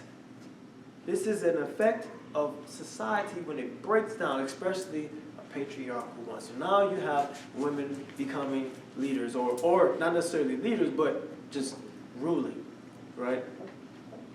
So this is how it can happen. We looked at the leaders were removed, and then all of these things begin to happen, and men are looking for leaders, but then the women will rule. So we look at Judges, and it says that they which lead thee will cause thee to err and destroy the way of thy paths. Once again, that's not belittling the woman. It is just saying that they're not the ones who are supposed to be leading the society. I can't stress that enough. but I'm not going to keep giving disclaimers. That's right. Especially if we're just reading it and it's there. So this will show you, this makes much more sense when you understand the more of the book. And you can say, okay, Deborah is here not because, it's going to sound harsh, but not because she was just the greatest person alive at that time, but more so because the society was in such disarray. Right. Now, I'm not saying she wasn't righteous. I'm not saying that. The book doesn't say that. I'm not going to say that. But her being in that position is not just because that she was great.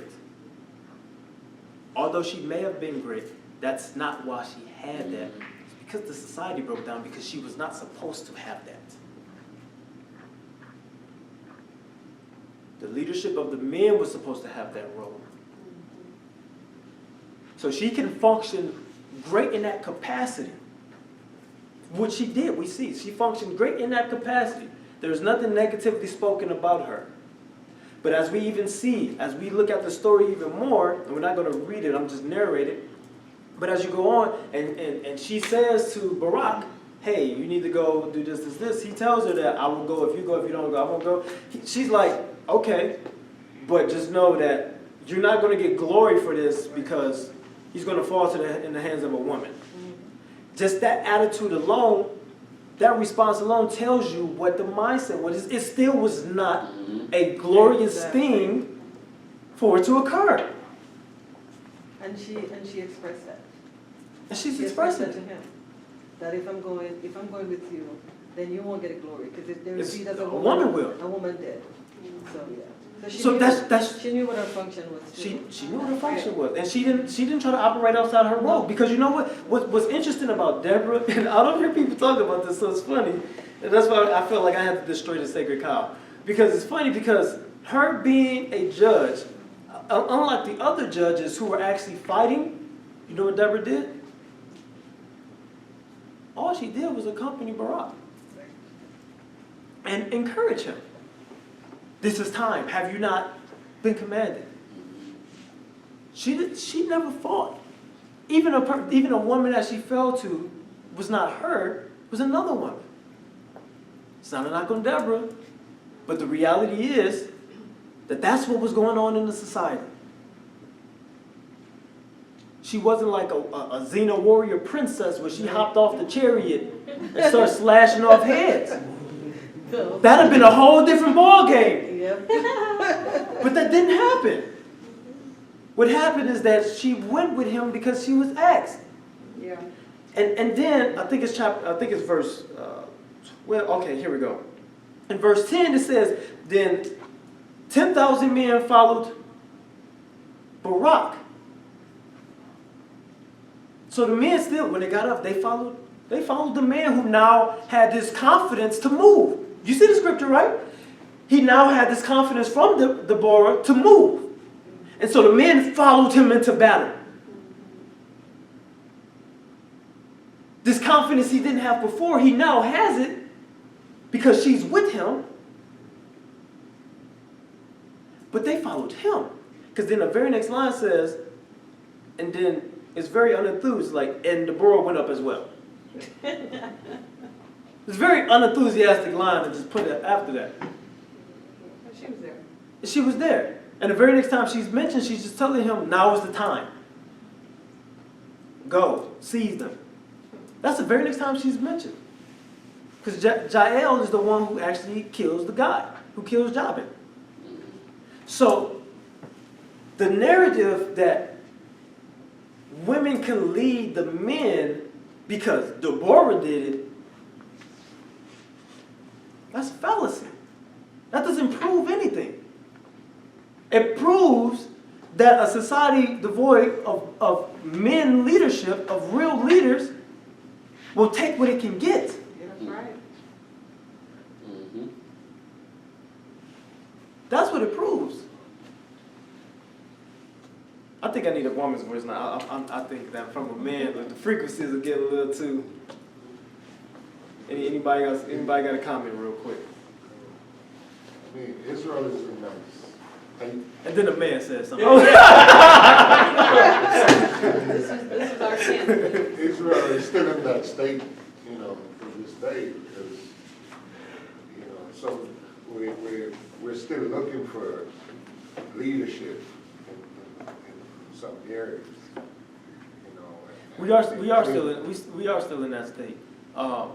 The problem is that because of our past that we've had within organized religion is that when the men try to come from that position and try to rise up, now they're encountering resistance.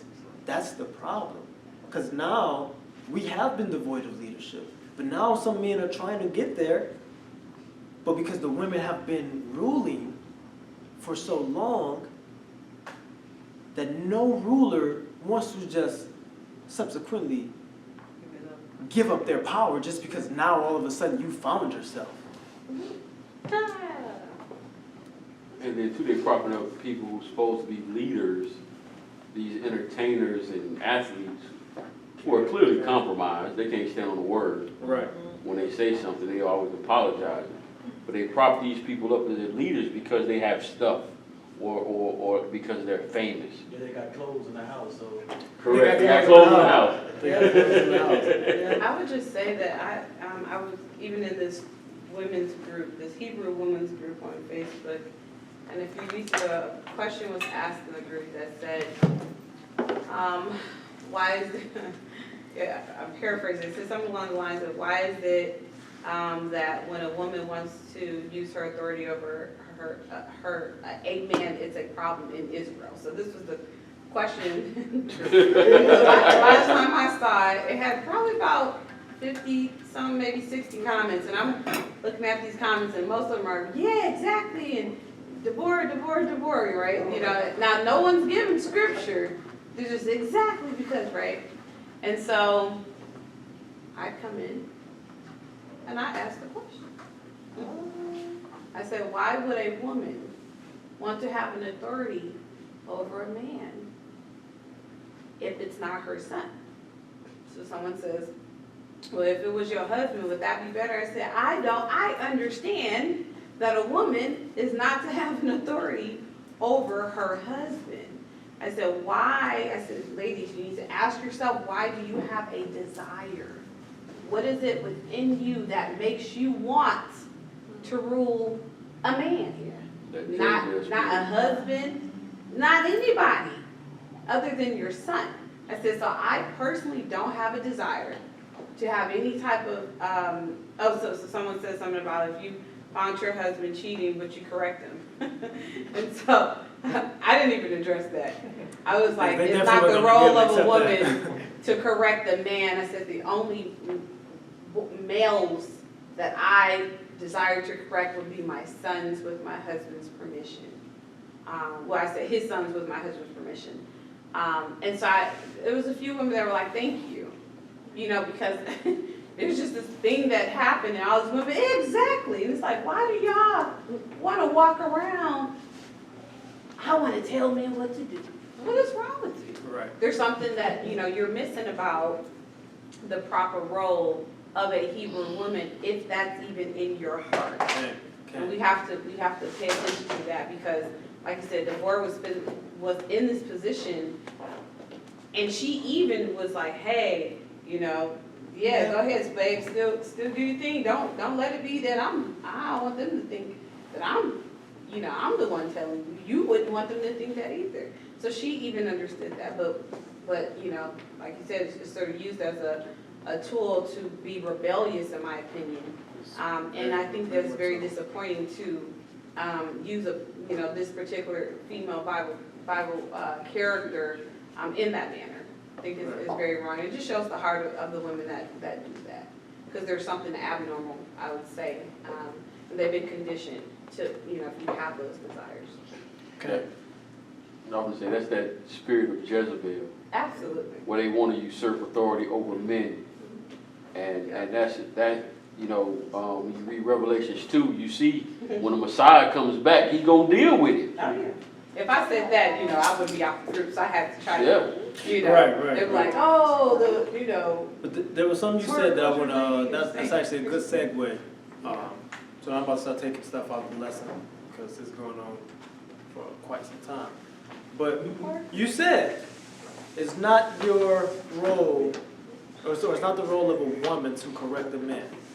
That's a hard pill for some women to swallow because at the end of the day, now you have to ask the question.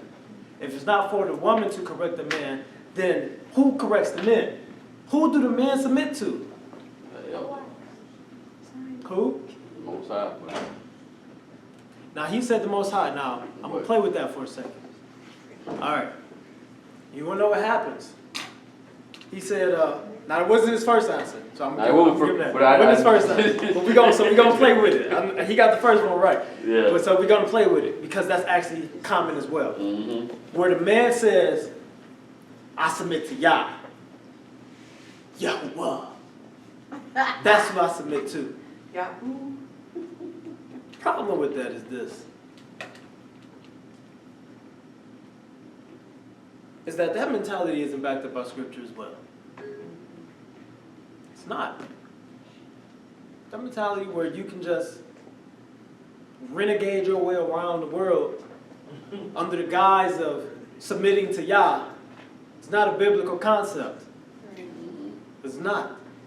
That clearly comes from a broken man, a broken individual who has not learned the culture of the people who he claimed he is. He's broken. He probably has daddy issues where he doesn't want to listen to another man. We have to be honest. Yeah. A lot of men come into this walk and they get messed up mentally because they're not processing this stuff correctly. Correct. They're not processing it correctly. I was there. It's causing them to believe that now they're just King Kong and they can just ravish the city. Battle script. Yeah. While having no authority, having no one that they're accountable to. Therefore, if you're not accountable to anyone, then you feel like you're not responsible for your actions. So this is where you get the abuse. This is where you get the men who want to oppress their women. This is where you get these type of mentalities that developed where the men want to keep their boot on the necks of their wives. Because they have no one to tell them, no, that's not right. You can't do that. That's not even our way. You have no one to tell you that. So it's men, while they don't submit to women, they're not supposed to submit to their wife. They are supposed to submit to other men. That's who men submit to. Because when you take out the men and you just say, I submit to Yah, then what typically happens is whatever seems right in their own eyes, that they will do. Yeah. That's what they would do. They're going to naturally tend to do whatever they want. And that is a dangerous person. Okay. That is a very dangerous person if you have if that person has no one that they are submitted to. Even if they're not dangerous now, they have the potential to be dangerous down the line. And I'm not talking about murder is dangerous. I'm talking about That could come. leading. That could come. Actually, that can come. Yes. Very well can come. Yes. But yeah, let's throw it in there. That can. But this mentality that no one can tell you what to do, and that only the divine, that no one can even prove you even have a connection with. Right. At that point, you are the divine. At that point, you are the divine because you can do what you want to do. And no one can hold you accountable. It's a dangerous individual. Yes. That individual will lead a lot of people astray. That individual will keep a lot of people from even waking up to the knowledge of who they are. That type of individual will destroy their own household And a few people will. and a few people with them. They're going to struggle to maintain relationships because now they have no filter because they're not accountable to anyone. So they can say whatever they want to say. So they're going to struggle to maintain relationships. So you're going to see these type of individuals on an island. These are the ones who are going to be on the island. But they're going to be so angry.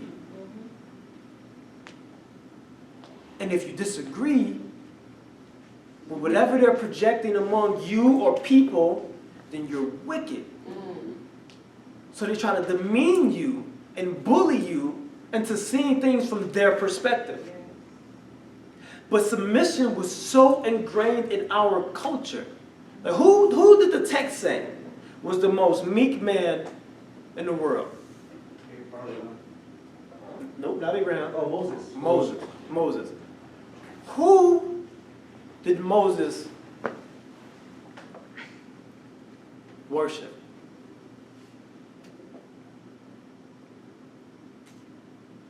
Yeah, I threw a little trick in there. Who did he worship? Oh, his father-in-law.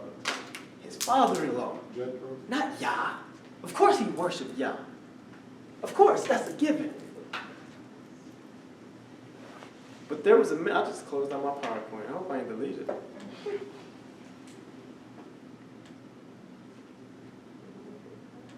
He worshiped his father-in-law. How do we know he worshipped his father-in-law? Well, one, he took advice from him. He went to wise counsel. He heeded to his words. Not only that, you don't see it in the English. But I'm going to read it, and then I'm going to let you know. Exodus 4:18. Moses went back to Jethro, his father-in-law, and said to him, "Please let me go to my brothers in Egypt to see whether they are still alive." And Jethro said to Moses, "Go in peace." So the first thing he did was this grown man, Right, who was 80 years old at this time, right. went to this other man to get permission to follow the will of the Father. Think about that. Are we reading the same book? Moses went to another man to get permission to follow the Father. He didn't just leave. Because you know what he would have been if he just left? He might as well have been Hagar. He might as well just been Hagar. So this man humbled himself, went to him, and his father-in-law says, "Go in peace." And then he goes and delivers them out of Egypt. But the same powerful man that the Most High used was humble enough to go to another man to find out if he can go. And we want to talk about, I just follow Yah. Moses didn't even just do that. He didn't even just do that. Any questions? Just like the camp hopping or the congregational hopping, people don't follow advice and go and start your own. True. That's what happens, yes. That's exactly what happens. Yeah, you have these issues, then you just go do your own thing. One of the reasons why it's important for a man to submit to a man is because he's also corrected and he's gained that experience. One thing that, when you have to put yourself in someone else's shoes, you know what kind of happens with that? Get a little humble. You now want to exhibit grace and mercy because you've been there. So when a man submits to another man, that man that he submitted to may tell him something that he don't want to do. But it is his job to fulfill that which is commanded of him by that man he is submitted to. Okay? So when that man has a wife and he tells his wife what to do, he should have been able to understand what sacrifice is like. He should already have this experience. So he could know that, hey, this may be something that she may not want to do. So now I'm not going to give her this outlandish thing because I know what it's like to have to do something I don't want to do. You learn how to have grace, mercy, and compassion when you are submitting. Not only that, the universal law says that how you submit to one is how you're going to be submitted to. That's a universal law. So when you are rebellious, then guess what kind of wife you're going to end up having? That's a a universal law. How you serve is how you would be served. Mm.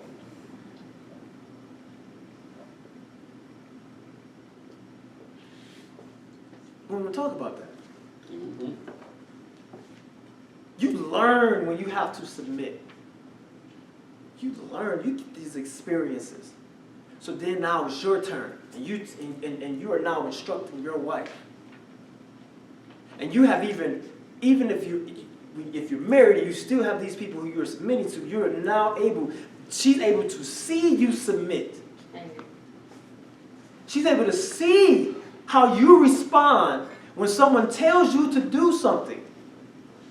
So how should she respond to you when you tell her to do something? She's going to respond to you in like manner. That's how it works. You are now accountable to someone greater than you. But if you just, submit to Yah, you don't get any of that. So you destroy your home. What else did Moses do? Because I said he worshipped him. In verse 5, Exodus 18, verse 5, it says, 5 through 7. Jethro, Moses' father-in-law, came with his sons and his wife to Moses in the wilderness where he was encamped at the mountain of Elohim. And when he sent the word to Moses, I, your father-in-law Jethro, am coming to you with your wife and her 2 sons with her. Moses went out to meet his father-in-law and bowed down and kissed him. And they asked each other of their welfare, and they went into the tent. Did y'all hear me say worship? When he bowed down, what did he do? Did he just do this? Was it like one of those joints? Was it one of these? The text said he bowed down. Now, that's the English. When you go to the Hebrew, you see the word shachah. Shachah, that means to prostrate yourself. You go to the ground as if you're worshiping the Father. He worshiped him. That word is translated as worship 99 times. The other times it's counted as obeisance. It's translated as prostrate. These all mean the same thing.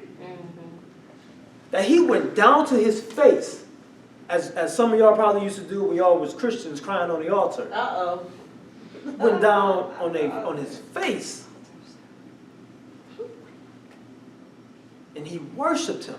That's because they understood the same word as that we see. When we see worship, we have this certain concept in mind. But they understood that worship is just something that was normal for them. Okay. They're not worshiping the man as if the man is a deity. Right. There are times when that can happen, but you will see that in the context. Under normal day-to-day activities, when they greet someone, or someone that they reference to that degree, Abraham did it to the Hittites. That ain't even his people. Okay. David's mom did it to him. Solomon's mom did it to him. You have this reverence for someone, they will get down on their face, and they will demonstrate that. So it's called worship, but it's culture. Right. So we can call it what we want, but it was submission. It was yielding yourself to someone greater than you. If you do that, if you come to me and you do that, then I'm seeing to you that you esteem me to a certain degree, that I am over you. That's our relationship then. I see where I stand to you. Okay. Some people will ask me, should I call you Moray or Amir? And I was like, call me whatever I am to you. That's right. If I'm not your Moray, then don't call me Moray. Call me whatever it is that I am to you. And that's how I will respond to you. This is why the Father has so many different names, because whatever name you call him, that's how he's going to respond to you. So whatever you call me, that's how I'm going to respond to you. It's the same principles. Is this making sense? So we know Jethro went on and he sat next to him. I can imagine Moses, as the story goes on in chapter 18, just sitting down like, and Jethro looked at him like, what are you doing? And Moses like, oh, they come to me when they got some issues, and I listen to their issues, and I just render them judgment. And I can see Jethro like looking around like see a sea of people like, what you're doing is not good. Right. You're going to wear yourself out. Absolutely. With such concern and compassion for Moses, because he knows what the end result. He's going to burn out. Yeah. There's many times where Moses was ready to give up on the people anyway. Like, yo, I did not birth these people. Right. I think he said that. Yeah. I didn't birth these people. Why do I have to deal with this? So just think how soon he would have just gave it all up, just gave up the ghost, if Jethro didn't put some things in order for him. That's right. As a whole, we're just rebellious anyway. Just rebellious anyway. So Jethro tells him, you need to do this. You need to set up the structure. You need to put them over thousands, over hundreds, over 50s, and over 10.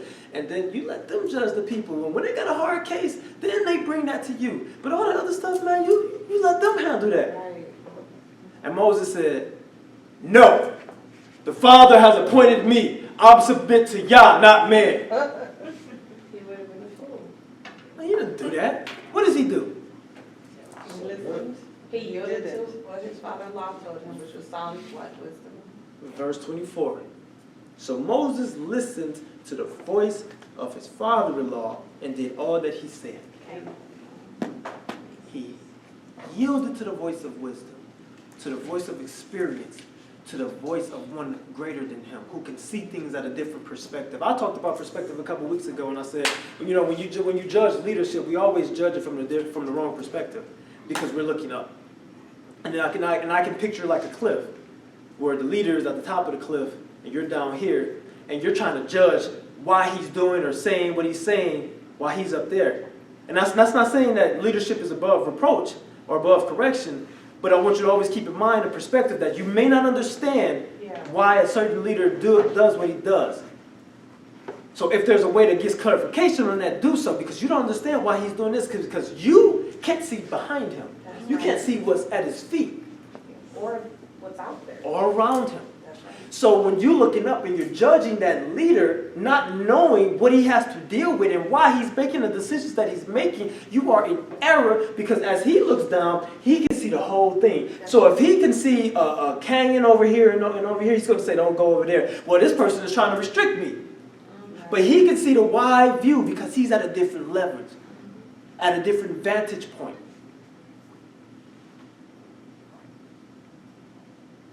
This is why it's important for men to submit to men, so they can gain these things, so they can learn how to be men. How do you learn how to be something without a point of reference? Hello. Especially when you have been broken. Yes. How do you learn how to be something that you've never seen before?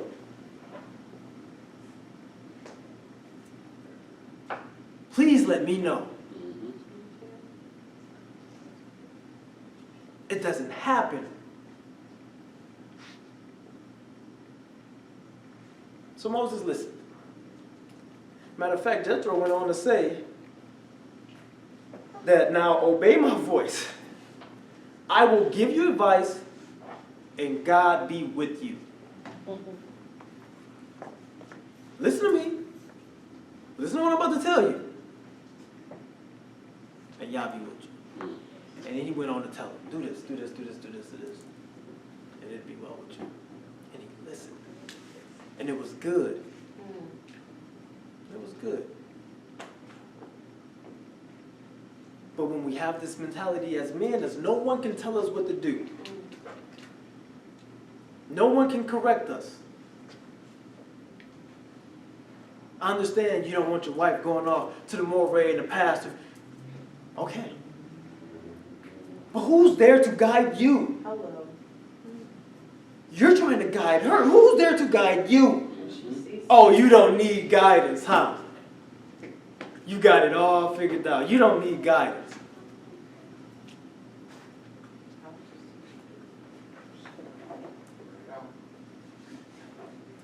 If we're supposed to restore the ancient paths, as some of us so often quote, the role of submission is one of them. Submission from the woman to her husband, and the role of the man submitting to the man. That was normal in the culture. Normal. When you see, as in the case of Rehoboam, who decided not to yield to the voice of his elders, he ended up on the run. Because he went to them, as he should have, consulted him, and he told them what to do. They told him.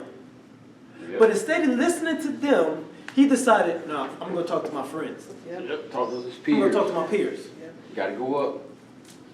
I'm going to talk to my peers and see what they got to say about this. And of course, you got the different vantage point. So they're going to see it their own way. And that felt good to him. Okay, yeah, let's do that. Yep. He didn't listen. Because of that, he ended up having to flee. He sent some people to them. They killed him. And he's like, oh, I got to go. I got to go. And they're like, we have nothing to do with you. To your tits. And they, Israel, Judah, no, you straight. Ain't been one since. So, restoring these ancient paths, understanding submission. Yeah, men and women submit in different type of ways. But they both need to be submitted to someone. Women to who? Their own husband. I would, or fathers if they're not married. Right, of course. And if you happen to be in an unfortunate position to where you are uncovered.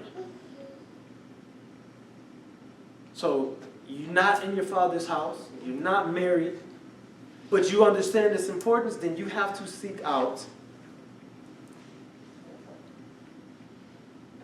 a couple, so I'm saying a husband and wife, right? Yep. Who have this experience, who have this wisdom, who can pretty much, like, corral you, bring you in. You see what I'm saying? So that you're submitting to someone. We're in a broken system. We come from a broken generation. So yeah, things aren't exactly the same. But there is a way that now you still have this couple who are whatever status they may have to you. So if they could be an elder, they could be, in my position, some type of teacher to you, where this person can be in an authority, but he's also, he's married, so he's not going to try to, Hello. take advantage of you. And then they could be that ones who you go to when you have these issues, or when you need someone, or even to get you married, so that you don't go out trying to pick this stuff on your own. Absolutely. And then end up with the guy who will put his boot on your throat. Literally and figuratively. Is this making sense? Okay. Everyone's submitting to someone, but you're submitting to people. You're submitting to a person. You're not submitting to a spirit or something that you can't see. This is something that you can touch. It's attainable. It's tangible.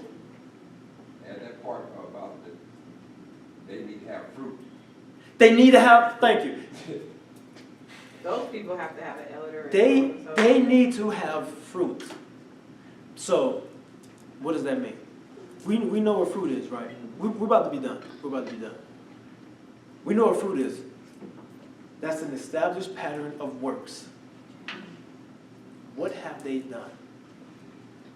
Who can vouch for them? What evidence that they have that what they're saying actually works? Is what they're saying visibly present in their own household.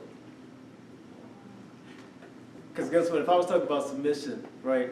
A man or a woman submitting to their husband, and if my wife is just, y'all know my wife to just be a wild woman, how y'all gonna look at me? Yeah. This dude's a joke. Joker. This dude's a joke. And so, Marie, so for an uncovered woman, not in her father's house, not married, you're saying it's not a good idea for her to follow all the teachings of a divorced woman or a woman who's not in her proper position? You should stay away from those people. Absolutely stay away from them. Don't go near them. So it's like taking parenting advice from a person who don't have children. Correct. This just doesn't. I don't care how many books you read. There's something called experience that you just can't beat. You know, I went to secondary education. I went to college. I learned me some stuff about electronics. You know what? You want to know how much of that I applied when I got into what's called the field? None of it. Because it's different when you actually got to do it. Theory is great, and theory can help you. I'm not against that. But if you think that all you can do is read the book, it's talking about the Bible now. If you think that all you got to do is just read the book, and I'm good. I don't need nobody else because I can figure this out on my own. I got it all figured out. I'm set. You're going to leave a trail of debris behind you. Mm-hmm. Just like if you're just reading it from the spiritual level and you don't do the practical. You know how often I teach on the practical and how many different revelations I get from actually raising animals, from growing the food, that you just don't get from theory.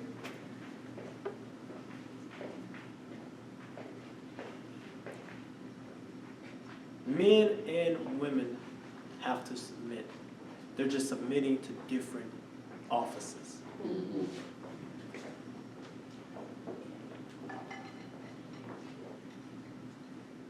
Okay?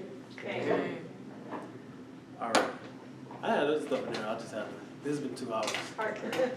So maybe I'll find another lesson to bring it out in. If you want to donate, we got the black box over there on the wall. That's for cash. You can also if you're going to put a check there, and you write your check and put it in there. If you are writing checks, please make it out to cash. These are free will offerings. This is not tithes or anything like that, so it's up to you if you want to give. If you want to give by PayPal, it's paypal.me/Torah Culture. If you're going to donate via Cash App, it is $Torah Culture. All right? So, listen, in summary, women, your husband is your intermediary. Let's restore these things. Let's restore the ancient paths correctly. Men, you ain't got it all figured out. Okay. You need help. You need someone with experience and knowledge to guide you. Okay. Submit to someone with proven fruit that can help you. And for the record, just because you sit in an assembly of any assembly, or this assembly or another one, just because you sit there does not mean that you are submitted to anyone. That is not true. Because as we've all seen, if you've been to assemblies long enough, the minute the teacher says something that they don't like, they leave. Yeah. That's not submission. Okay. So, just because you're sitting in an assembly, does not mean you're submitted to anybody. Okay. Okay? Okay. All right. Y'all, how y'all feel? Good. Great? All right, let's pray.